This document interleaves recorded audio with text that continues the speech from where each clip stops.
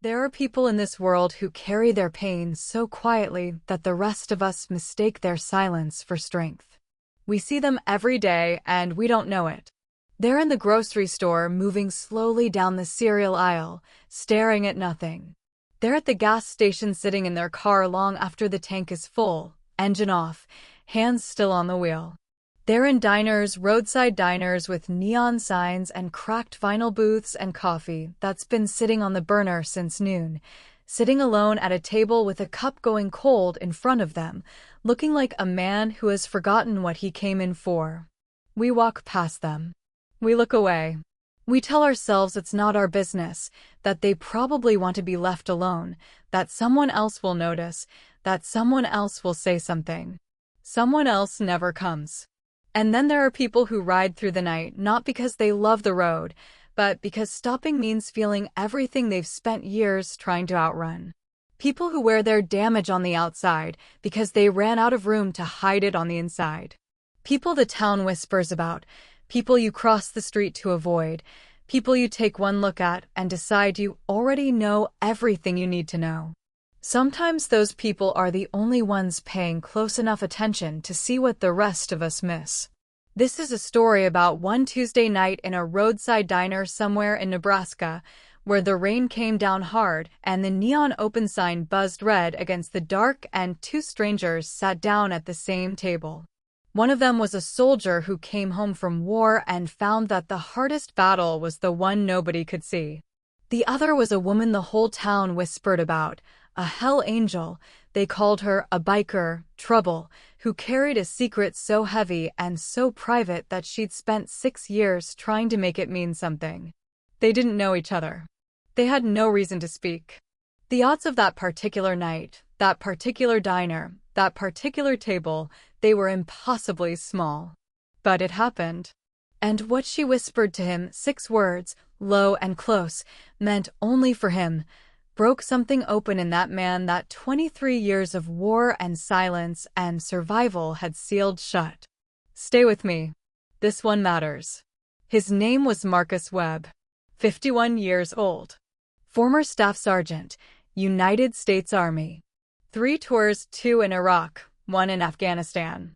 2 wars that history would argue about for decades, and that Marcus would carry in his body until the day he died, long after the historians moved on to other arguments. He had a Purple Heart in a shoebox under his bed. He never looked at it. Looking at it meant thinking about how he got it. And thinking about how he got it meant going back to a road outside Fallujah on a Tuesday morning in 2004 when a vehicle in front of his convoy hit something buried in the dirt, and the world went white and loud, and then suddenly, terribly quiet. 2 men in that vehicle. Marcus had known them both. He'd eaten breakfast with them that morning. Scrambled eggs out of a tin, bad coffee, an argument about baseball. He didn't think about that morning. He kept the shoebox under the bed and he didn't think about it. He'd come home for the last time 4 years ago. Retired. That was the word the Army used, retired, like he was a businessman closing up an office, like he was done with something voluntary and professional and clean. He hadn't felt retired. He'd felt like a man who'd been running full speed for 23 years, and someone had suddenly cut the cord, and he was supposed to just stop. Stand still. Be home. Home was a concept Marcus had lost the instructions for. People said the hard part was the war. They meant well. They shook his hand at the airport and thanked him for his service and meant it sincerely, and had absolutely no idea what they were thanking him for or what it had cost. The hard part, in their understanding, was over there, the heat, the danger, the violence, the fear. And now he was back. Safe. Home. The hard part was done. They were wrong. The hard part was the grocery store on a Wednesday afternoon, the fluorescent lights humming at a frequency that got behind his eyes and stayed there, the too bright aisles and too many people moving unpredictably and too many sounds layered on top of each other. Shopping carts, a child crying somewhere in the next aisle, a PA system announcing a sale on something, and Marcus standing in front of the soup cans gripping the cart handle so hard his knuckles went white, breathing carefully. through his nose, counting backward from 10 in his head the way the VA therapist had told him to, waiting for his heart rate to come down. The hard part was the 4th of July, always the 4th of July, lying on his kitchen floor at 2 in the morning with his back against the cabinet under the sink, knees pulled up, listening to the fireworks going off 3 streets over and telling himself they were fireworks, just lights and noise for celebration, not incoming, not a threat. Not the sound that meant you had about half a second to decide which way to move and whether moving would matter. Telling himself that while his body did exactly what it had been trained to do, heart rate spiking, muscles locked, hands shaking, the world going sharp and narrow and tactical, the body responding to a threat the mind knew wasn't there. And feeling, on top of all of it, this crushing humiliation. This sense of being a fool. A ghost in his own life. The hard part was his daughter Lily. Lily was 12. She had her mother's eyes and his stubborn jaw, and she was, without question, the best thing Marcus Webb had ever had any part in making. She was sharp and funny and kind in the specific way that some kids are kind, not performatively, not because they'd been taught to be, but because it was simply how they were built. She played basketball badly and enthusiastically. She had opinions about music that she would defend at length. She made friends easily and kept them, which was a gift Marcus recognized because he'd never had it himself. She looked at him sometimes, when she visited on weekends, when they sat across from each other at whatever restaurant they'd agreed on, when he picked her up from school, with this particular expression. Careful. Soft. Cautious. The expression of someone watching something they love and being very, very quiet so as not to startle it. She was 12 years old, and she had already learned to be careful around him. He didn't know if he could forgive himself for that. He'd been married to her mother for 11 years. Sarah, who had a laugh that could light up a room, and who made the best chili he'd ever tasted, and who had waited faithfully, patiently, with a love that Marcus had never fully understood how to deserve, through 3 deployments and all the long dark spaces between them. Sarah, who had held him through the nightmares and driven him to appointments and researched PTSD treatments at midnight on her laptop and never once made him feel like a burden, even when he was. There are things a good marriage cannot survive alone.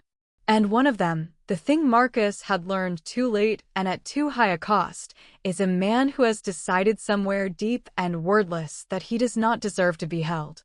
That the kindness being offered to him is a mistake. That if the person offering it really knew, really understood what he'd done and what he'd seen and what lived in him now, they would take it back. Sarah hadn't left cruelly. She had left carefully, with tears and long conversations and apologies that were more generous than he'd earned, and she had told him that she loved him and always would, and that it wasn't about love. He knew that was true. He also knew that it didn't make the apartment emptier any slower. Now Marcus lived alone in a studio on the east edge of a small Nebraska town called Grover. Population 4,000. Nobody knew him there. He'd chosen it for that reason, moved there after the divorce specifically because it was the kind of place where you could disappear into the ordinary texture of life without anyone asking questions. He worked the early shift at a hardware store called Burrell's, 6 to 2, stocking shelves and cutting keys, and helping people find the right gauge of wire for whatever project they had going. He was good at it. It required competence and patience and a certain practice neutrality, all of which he had in abundance. He came home at 2:30. He heated things in the microwave. He watched the news until it made him angry, then turned it off. He stared at the wall. He slept badly. He woke early and lay in the dark waiting for morning. On Tuesdays he let himself drive. It had started accidentally, one Tuesday 6 months after he moved to Grover, too restless to sit still and not yet drunk enough to sleep, just getting in the truck and going. No destination. Just the highway and the dark and the radio tuned to whatever station was still broadcasting at that hour, the yellow dashes disappearing under his headlights in a rhythm that was almost meditative. He drove until he felt something loosen, some tension in his chest relax its grip a fraction, and then he turned around and drove home. It wasn't a solution. He knew that.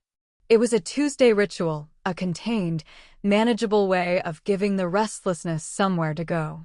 That particular Tuesday, a cold front had moved in from the northwest, and the temperature had dropped 15 degrees in 2 hours, and the sky was the color of old pewter pressing down on the flat land.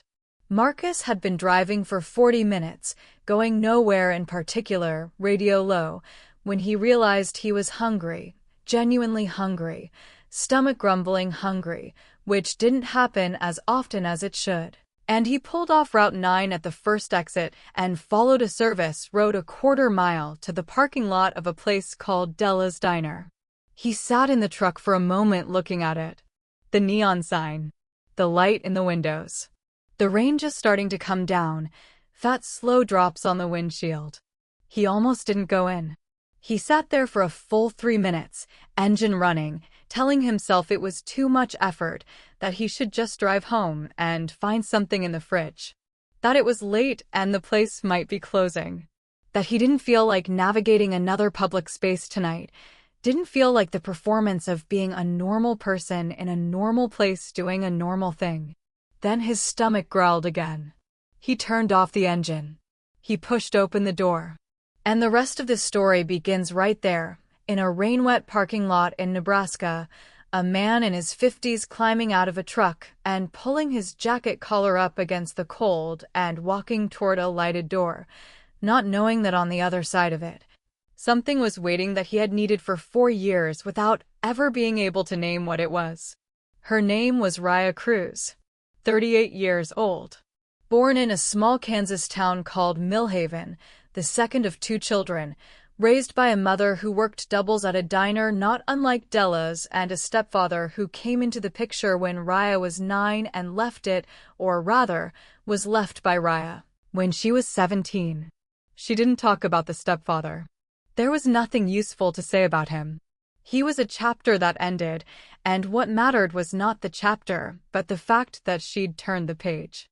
She'd taken his car keys off the kitchen counter on a Thursday night in April, keys to a 1987 Kawasaki he kept in the garage and had never once let her touch. And she'd ridden it out of Millhaven without a license or a plan or anything except the absolute bone-deep certainty that staying was no longer survivable.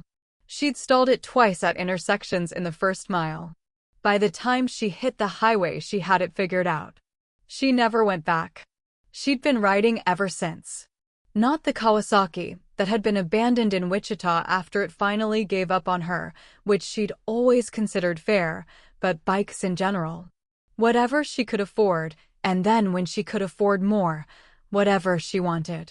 She'd worked her way up over 20 years from a second-hand Honda to the custom Harley-Davidson Softail she rode now, black and chrome with a small red Hell Angel patch on the side case. The bike was the best thing she owned. It was, in some ways, the only home she'd ever fully trusted. She lived in an apartment in Millhaven now, had come back to the town she'd fled, which people found ironic and she found logical. Her mother was there. Her mother's grave was there as of 3 years ago. And the Veterans Resource Center was 40 miles east, and that was the thing that kept her anchored to this stretch of plains. She'd been riding with the Hell Angels Prairie chapter for 12 years. 10 riders, tight group, the kind of loyalty that gets built over years of shared roads and shared trouble and shared silence. The town of Millhaven had opinions about the club, as small towns always do. Opinions delivered in lowered voices at the hardware store, in quick looks exchanged over grocery carts, in the particular quality of service she received in certain establishments, slow, clipped, a fraction too cool to be coincidental. She didn't much care about the opinions of Millhaven. What the town didn't know, what almost nobody knew, because she kept it the way she kept most things she valued, close and quiet, was that Raya Cruz spent every third Saturday at the Eastern Nebraska Veterans Resource Center. She drove there in her truck, not on the bike, because she found that arriving on the bike sometimes put people on their guard, and she needed them not to be on their guard. She sat in a room with veterans from 3 different wars and she listened. She was not a counselor. She had no credentials, no training beyond what the center had given her in a 2-day orientation 4 years ago. She was just a woman who showed up and sat still and listened without flinching to things that were hard to say, because she had learned, from a specific and irreversible loss, that sometimes the most important thing you can give someone is proof that what they're carrying can be heard without breaking the person hearing it. She'd started going because of her brother Daniel. Daniel Cruz, 2 years older, USMC, 2 tours in Helmand Province, Afghanistan. The funniest person Raya had ever known and the person she loved most entirely in the world. He could do an impression of their mother, the specific way she sighed when she was pretending not to be annoyed, that was so accurate it was almost cruel and always made Raya laugh until she couldn't breathe. He'd come home from his second tour changed in ways that neither of them had the vocabulary for at the time. Quieter. Watchful. Given to long silences that had a different quality than his old silences, heavier, more interior, like he was somewhere else even when he was sitting right next to her. He'd tried to talk to someone at the VA. They'd given him an appointment 6 weeks out. He'd waited. The appointment had come. He'd gone once, and then not gone back, and when Raya had asked why, he'd said something that she still turned over sometimes late at night. They gave me 45 minutes and a worksheet. I've been gone 2 years. I don't know how to do this in 45 minutes. She wore his dog tag under her shirt. Had worn it every day for 5 years. Daniel Cruz. USMC. Blood typo plus. She'd pressed her fingers against it so many times over those 5 years that she could feel the ghost of the letters through the fabric without touching it, the shape of his name worn into her fingertips like a groove. She didn't say his name out loud very often. Not because it hurt to say, or not only because of that, but because saying it out loud felt like spending it, like each time she said it she used a little of something she needed to keep. That particular Tuesday she'd been writing since noon. A long loop south along Route 9, then east on county roads where there was nothing on either side but flat farmland and the occasional grain elevator standing up against the sky like a lighthouse in a brown sea. The kind of ride you take when your apartment has started feeling like it has walls that lean in at night, when your thoughts have gotten loud in a way that the ordinary routines of the day can't quiet. She'd been thinking about Daniel more than usual that week. The anniversary of his death was coming up 5 days out, and her body always knew before her mind did, the same way old injuries announce weather. She got quieter. She slept less. She found herself reaching up to press her fingers against the dog tag at odd moments, standing in the kitchen, waiting at a red light. The cold front hit hard around 7 o'clock, temperature dropping fast, the first drops of rain hitting her visor with real weight behind them. She pulled off Route 9 at the first exit she could find and followed a service road to the parking lot of Della's Diner. She pulled the bike under the narrow overhang by the door and cut the engine and sat for a moment listening to it tick as it cooled.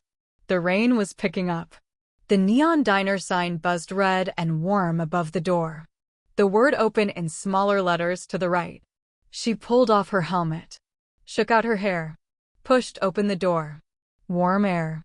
Coffee smell. The specific smell of a diner that has been making the same food in the same fryers for 20 years, not unpleasant, layered and familiar, like walking into someone's memory.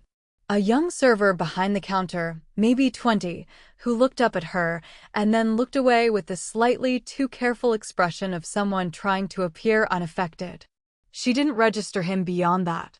She scanned the room the way she always did, quick, automatic, not tactical the way Marcus would have done it, but habitual, the habit of a woman who had spent enough of her life in situations that rewarded paying attention.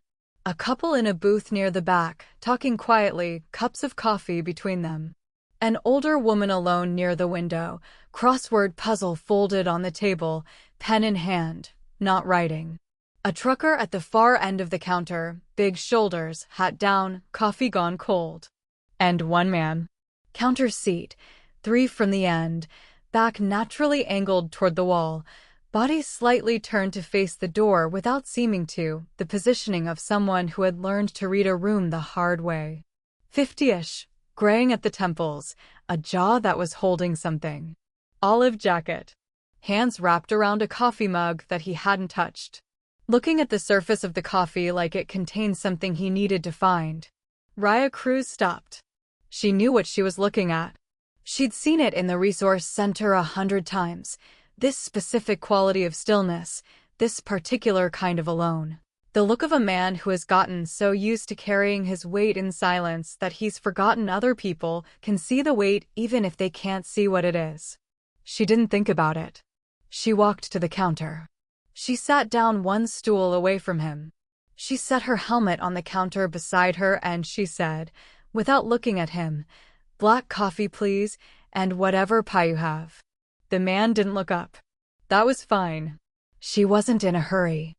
Marcus noticed her the way you notice a change in air pressure, not consciously, not with his eyes, but with some older sense that registered information and filed it before his thinking mind caught up. The creak of wet leather.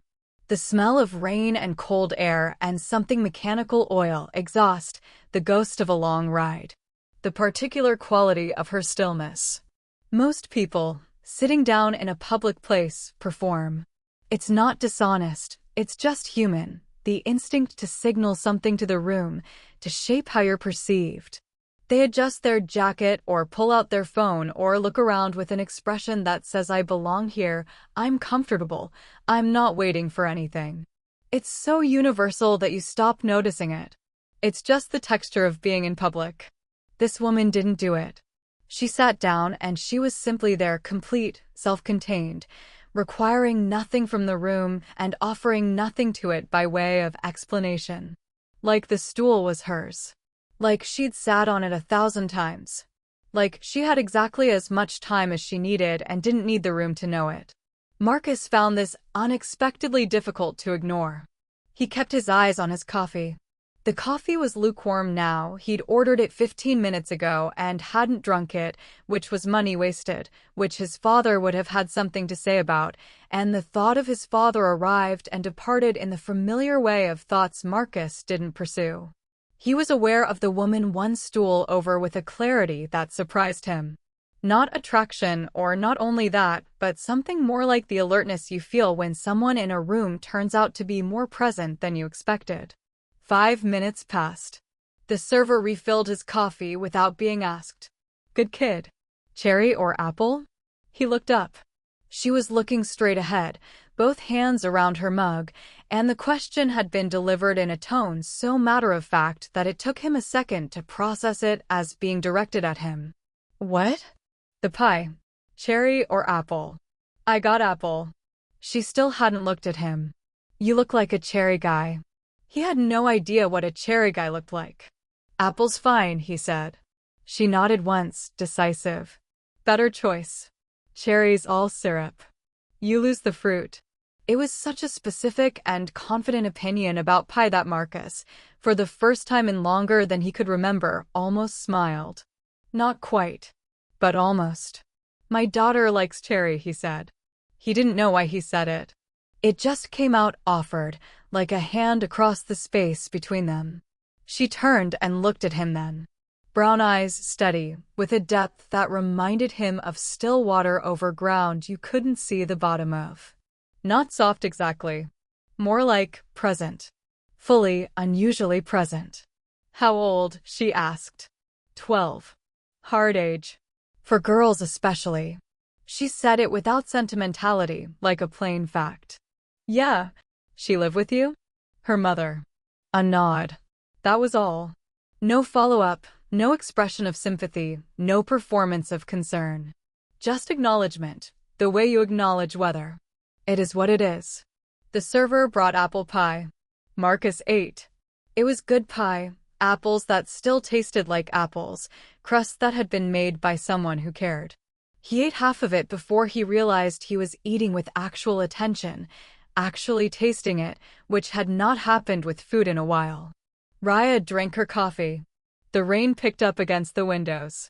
Something shifted in the room, or in Marcus, some small internal loosening, the way a knot you've stopped noticing will sometimes release a fraction for no reason you can identify. "I was in the army," he said. He didn't plan to say it. It came out the same way the comment about Lily had come out offered, testing something, not sure what. She looked at him again. That same steady regard. "I know," she said. "How?" She looked back at her coffee. "The way you came in. The way you picked that seat back to the wall, angle to the door. You didn't think about it. You just did it." He looked down at his position. She was exactly right. He had not thought about it. He never thought about it. His body had simply put itself where it needed to be, and he'd sat down and ordered coffee and stared at it for 15 minutes. "My brother was Marines," she said. "2 tours in hell manned." The word was arrived before he could brace for it. "Was," he said. Not a question. She pressed her lips together, a controlled, practiced expression, the expression of someone who has said this particular thing enough times to have learned how to say it without coming apart. "Yeah," she said. "Was." The word sat between them like a stone dropped into still water. No splash. Just rings moving outward in silence. They introduced themselves eventually. Her name was Raya, his was Marcus, but without ceremony, the way people exchange names after they've already decided they trust each other, as a formality that the conversation had already made unnecessary. The diner emptied around them without them noticing. The couple in the back booth paid and left. The old woman with the crossword finished her coffee and went. The trucker woke up, looked at his phone, left money on the counter, walked out. The young server retreated to the far end of the counter with his phone. It was just them now, and the rain on the windows, and the buzz of the neon sign. "Do you dream about it?" Raya asked. She asked it the way she asked everything, directly, without cushioning, without the elaborate social scaffolding people usually build around hard questions. "Not do you ever find yourself thinking about your service, or how do you feel about your experiences over there? Just, do you dream about it?" Marcus looked at her. "Yes," he said. "Every night." "Most?" She nodded slowly. "Daniel used to wake up fighting. Not the way they show it in movies, not screaming, not thrashing wildly. Just this quiet, intense fighting, like he was working through something methodical. I'd hear him sometimes and go to the doorway, and he'd be sitting up in bed, eyes open, working through something I couldn't see." She turned her mug in her hands. "Sometimes I'd find him in the kitchen at 3 in the morning running cold water over his hands. Not washing them. Just running the water. He'd stand there for an hour sometimes. I asked him once what it did, and he said it's cold and it's real and it's now. That was it. Cold, real, now." Marcus said nothing. He knew that ritual, not the hands under water specifically, but the principle of it. The need for something physical and immediate and unambiguous to confirm that the present moment was the present moment and not somewhere else. "Did he ever get help?" Marcus asked. "He tried." She set her mug down. VA had a 6-week wait. He waited. He went once. Didn't go back. She was quiet for a moment. By the time the appointment came, he'd spent 6 weeks working himself up to asking for help and then sitting in a waiting room for 2 hours and then having 45 minutes with someone who gave him a worksheet and told him to practice deep breathing. A pause. "He called me after." He wasn't angry. He just sounded tired in a way that scared me.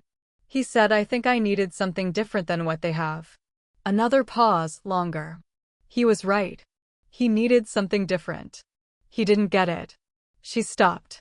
She didn't finish the sentence. She didn't need to. Marcus understood the architecture of what she was describing. He'd seen it. He'd known men who'd followed that same road to its end. He'd worried about following it himself. There were nights when the worry was abstract and nights when it was not. "I'm sorry," he said. He meant it with everything he had. Raya looked at him. "You been thinking about it?" she asked. Gently. No alarm in it, no clinical assessment, no rapid calculation of risk levels. Just the question, asked by someone who had earned the right to ask it and was asking because she wanted to know, not because she needed to manage it. Marcus was quiet for a moment. The rain came down. The neon sign buzzed. And Marcus Webb, who had not said what he was about to say to any living person, not his doctor, not the VA counselor he'd seen twice and then stopped calling, not Sarah, not his friend Reyes who called every few months and asked how he was doing and to whom Marcus always said fine, getting there felt something give way inside him. Not break. Not collapse. Just give way. The way a door gives way when you stop holding it closed. Sometimes, he said. His voice had gone rough at the edges. He kept his eyes forward, on the middle distance above the counter. Not like a plan. I want to be clear about that. Not like I've worked it out or decided anything. Just I get tired. A kind of tired that sleep doesn't touch. Tired of fighting it every day, of putting it all back on every morning and carrying it through another day and then lying down at night and knowing I'm going to have to do it again tomorrow. He stopped. Breathed. Tired of being this diminished version of whoever I was supposed to be. Tired of my daughter looking at me like I'm made of glass. He paused again. Sometimes the tired gets loud enough that other thoughts get in. He had not said that out loud before. Not once. Not in 4 years. The saying of it felt like setting something down that he hadn't realized he'd been holding. Raya didn't speak for a moment. She sat with what he'd said the way she'd learned to sit with hard things, not rushing to cover it, not filling the space, letting it be as large as it needed to be. Then she reached up, slowly, and pulled the dog tag out from under her shirt. She held it in her fingers and looked at it. Marcus looked at it too, the small rectangle of stamped metal, worn at the edges, on a chain that had gone dark with years of wear. Daniel Cruz.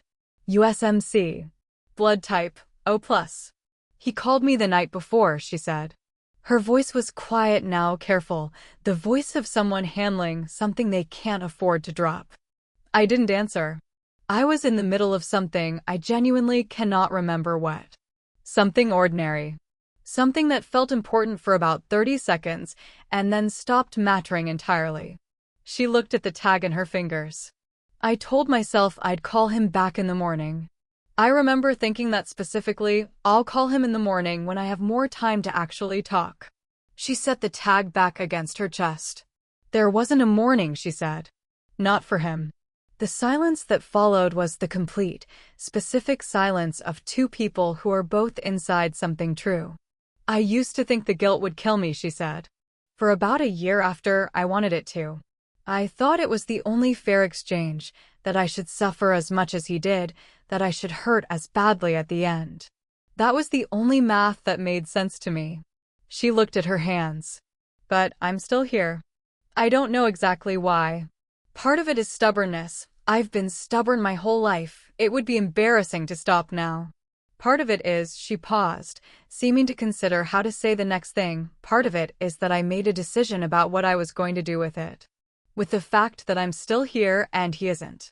I decided I wasn't going to waste it. She glanced at him. I'm not always good at that decision. Some days I'm terrible at it. But it's the decision I keep coming back to. She was quiet for a moment. Then she leaned forward slightly, carefully, closing the distance between them by a few inches, the way you close distance when what you need to say is meant for one person and the room shouldn't have it. And she said 6 words. Low. Close. Certain. He needed someone like you. Marcus turned to look at her. His eyes were wet. He hadn't noticed when that had happened, the moment when the careful blankness he maintained had been replaced by something he couldn't control. His eyes were wet and his jaw was tight, and he was looking at her with an expression that she held without flinching. Someone who came back, she said. Not loudly. Evenly, like she was reading something she'd known for a long time. Someone who got through the nights. Someone who knows what the grocery store feels like and what the 4th of July costs and what it is to wake up every morning and put it back on. She held his gaze. Someone who could have sat down next to him in some diner somewhere and said, I know. I know exactly what this is. And it's real and it's hard and you're not crazy and you're not broken past the point of repair. And getting tired is not the same as giving up. And you don't have to carry this alone. The first tear came. Marcus didn't move to wipe it. He sat very still, this 51-year-old man, this staff sergeant, this man who had maintained composure under conditions that most people would never encounter and never want to. And he sat in a roadside diner in Nebraska with rain on the windows and a neon sign buzzing overhead, and he cried. Not with drama. Not with noise. Just with the quiet, steady relief of a man who has been carrying something alone for so long that the sudden presence of another person beside him under the weight is almost more than he can hold. Raya didn't look away. She didn't reach for napkins or place a hand on his arm or say it's okay or any of the things people say to cover their own discomfort with someone else's pain. She just stayed. Fully present, fully still. Witness. The way you sit with someone who has finally put down something heavy, not fixing it, not taking it, just being there while they breathe without it for a moment. They talked for another hour. The conversation moved differently after that, lighter in its texture, more ordinary in its subjects, like two people who have been through something significant together and found themselves on the other side of it, a little more open than they expected to be. Marcus talked about Lily. About the basketball, how she played it with enormous enthusiasm and absolutely no instinctive spatial awareness, charging toward the basket with complete commitment regardless of whether anyone was in her way, which he found both alarming and deeply admirable. About how she'd recently started sending him voice messages instead of texts, apparently because her friends did it, and how the first time he'd heard her voice come unexpectedly out of his phone he'd had to sit down. About the cherry pie preference, and how she decided at age 9 that cherry was objectively the best flavor of everything, and had not wavered from this position since. Raya talked about Daniel. About the impressions, not just their mother, but teachers, neighbors, a gas station attendant they'd both known growing up who'd had a particular way of sighing before he named a price.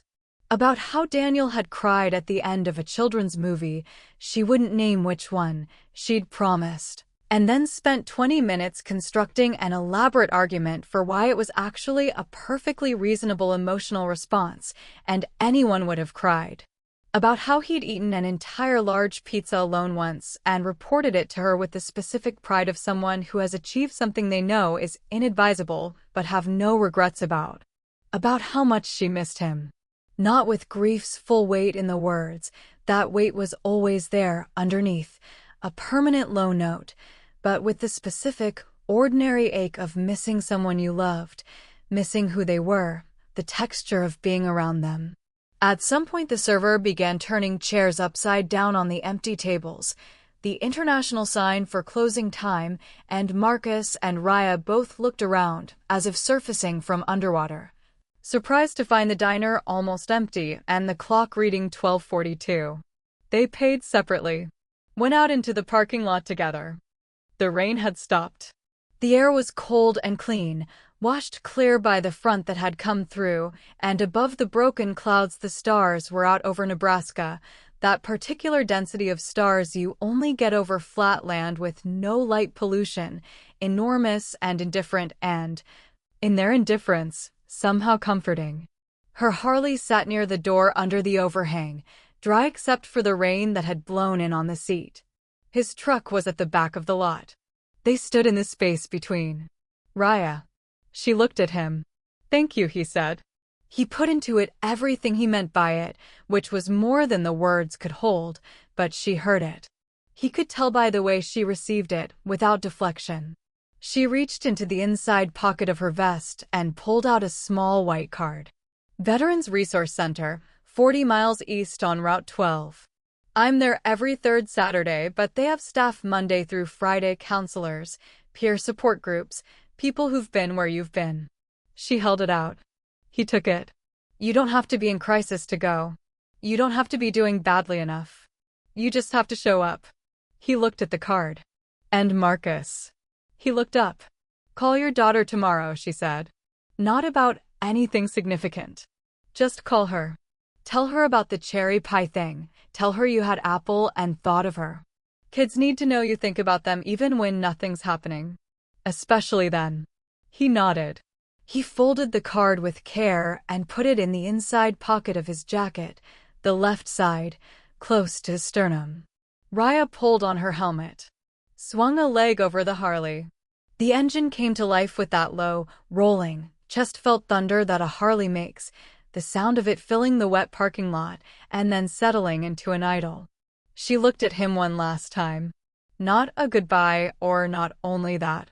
More like a nod between two people who have been through something real together and recognize each other for having been through it. A kind of acknowledgement that required no words.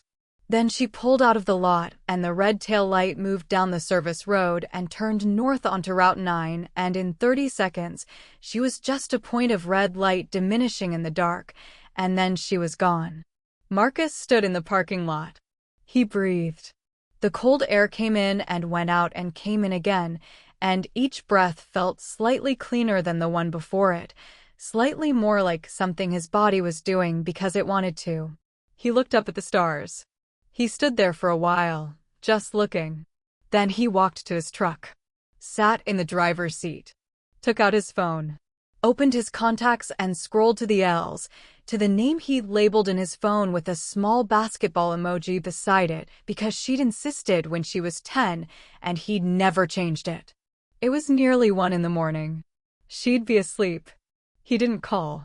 He typed, "Hey, thinking about you. Talk tomorrow? I want to hear about basketball." He looked at it. He pressed send. He started the truck, pulled out of the parking lot of Della's diner and turned north on Route 9, the same direction Raya had gone, though she was long gone ahead of him into the dark. He drove home through the cold Nebraska night. And for the first time in a very long time, not fixed, not healed, not a different man than the one who had pulled in here 2 hours ago, but somehow less alone inside the weight of being that man, he drove home.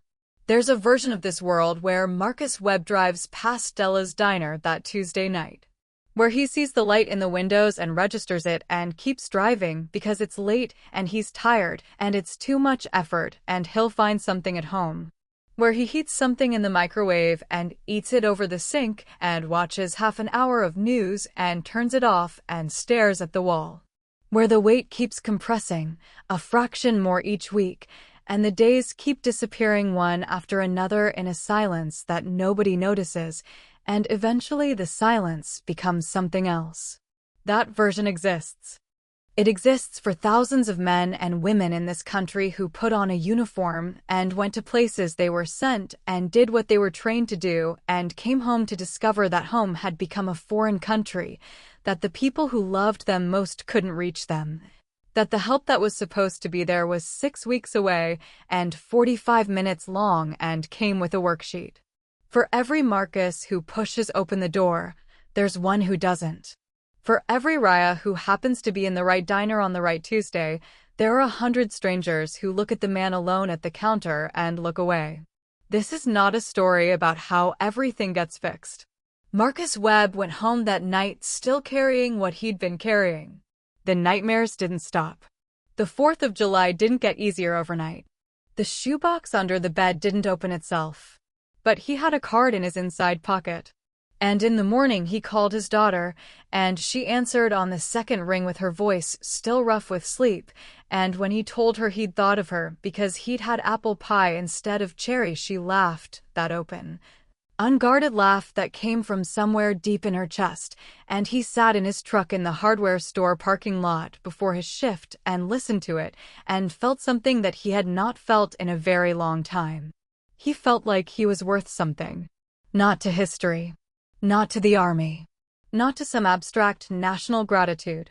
To a 12-year-old girl with her mother's eyes and his stubborn jaw, who played basketball badly and had strong opinions about pie and sent voice messages because her friends did, who loved him in the specific and durable way that children love their parents. Not because he'd earned it, not because he deserved it, but because he was hers.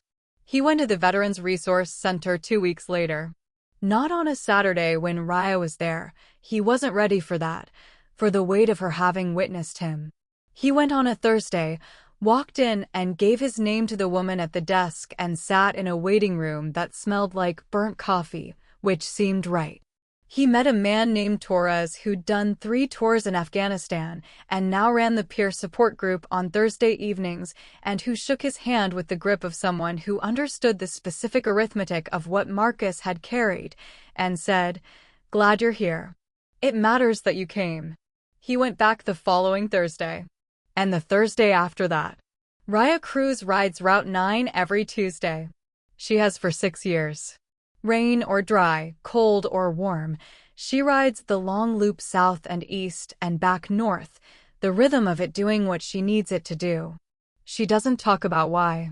But if you're at the Veterans Resource Center on a third Saturday and you see a woman in a sleeveless leather vest with tattoos up both arms sitting across from someone in a folding chair, not talking, just listening. Listening with that particular quality of attention that makes the person being listened to feel like what they're saying matters, like they could say anything and it would be received. That's Raya. She'll press her fingers against the dog tag under her shirt sometimes, just briefly, when something in the room reminds her why she's there. And somewhere, 40 miles west, a man named Marcus Webb is shooting basketball in a driveway with a 12-year-old girl who has inherited his stubborn jaw and her mother's laugh and her own entirely original way of charging toward the basket with complete commitment regardless of what's in her way. She misses more than she makes. She doesn't care. She laughs with her whole face when she misses, open, unguarded, fully present, and Marcus stands in his driveway in Nebraska and watches her and feels the cold air in his lungs and the card in his inside pocket and the weight that is still there, but is, day by day, infinitesimally lighter. That's what 6 words can do. Not solve it. Not fix it. Not lift the weight entirely. But find the one crack in 23 years of armor and let the light get in. Pay attention. Notice the person sitting alone. Sit down one stool away. Order your coffee. Don't perform anything. Just be there fully, quietly there, and wait. You never know when 6 words are all that's standing between someone and their Tuesday. You just might be the Tuesday that saves someone's life. If this story found you today, it may be because some part of you needed it. If you're carrying something the way Marcus was carrying it, if the tired has gotten loud, if you're putting it all back on every morning and wondering how many more mornings you have left in you, please hear this. You don't have to carry it alone. You were never supposed to carry it alone. If you're a veteran in crisis or no one, dial 988 and press 1. The Veterans Crisis Line is available 24 hours a day, every day. You don't have to be in crisis. You don't have to have a plan. Tired counts. Tired is enough to call. If you're not a veteran, 988 is there for you too. Any hour. Any reason. You don't have to ride out the night alone. This has been Iron Heat Stories. If this moved you, if it reached something, share it with one person who might need it. Subscribe if you want more stories like this. Leave a comment. I read every one. Until next time. Keep writing.